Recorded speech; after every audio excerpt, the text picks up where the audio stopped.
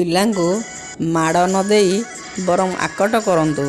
ଏହି କାମକୁ ମା' ମାନେ ବେଶ୍ ଭଲ ଭାବେ ତୁଲାଇ ପାରିବେ।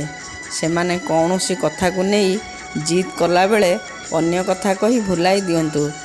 ଜିଦ୍ ଥରେ ପୂରଣ କଲେ ପିଲା ପରେ ଅଧିକ ଜିଦ୍ କରିବା ଥୟ।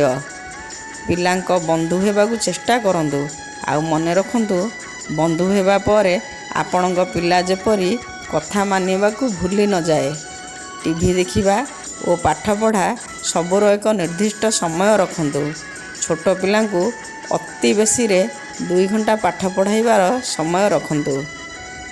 ଅଭିଭାବକ ମନେ ରଖନ୍ତୁ, ଶିକ୍ଷା ନିତାନ୍ତ ଜରୁରୀ, କିନ୍ତୁ ଏହାର ଅର୍ଥ ନୁହେଁ ଯେ ଶ୍ରେଣୀରେ ପ୍ରଥମ ହେବା ପ୍ରମୁଖ ଆବଶ୍ୟକତା। ଯଦି କୌଣସି ପରିସ୍ଥିତିରେ ପରିବାରର କୌଣସି ସଦସ୍ୟ ପିଲାର ଭୁଲ ଦେଖି ତାକୁ ବୁଝାଉଛନ୍ତି କିମ୍ବା ବିରକ୍ତି ପ୍ରକାଶ କରୁଛନ୍ତି, ସେଭଳି ପରିସ୍ଥିତିରେ ଆପଣ ପିଲାର ସପକ୍ଷ ନ ନେଇ ବରଂ ସେହି ସ୍ଥାନରୁ ଚାଲିଯିବା ଉଚିତ। ପରେ ଘଟଣାର ତର୍ଜମା କରିନେବେ। ପୁଅ କେତେ ଶକ୍ତ ବାପ ବୁଢ଼ା ହେଲେ ଜଣାପଡ଼ିଯାଏ। ବନ୍ଧୁ କେତେ ଶକ୍ତ ବିପଦ ପଡ଼ିଲେ ଉପସ୍ଥିତି କହିଦିଏ। ଭାଇ କେତେ ଶକ୍ତ ଦୁର୍ଦ୍ଦିନ ବେଳରେ ଧରା ପଡ଼ି ଯାଇଥାଏ।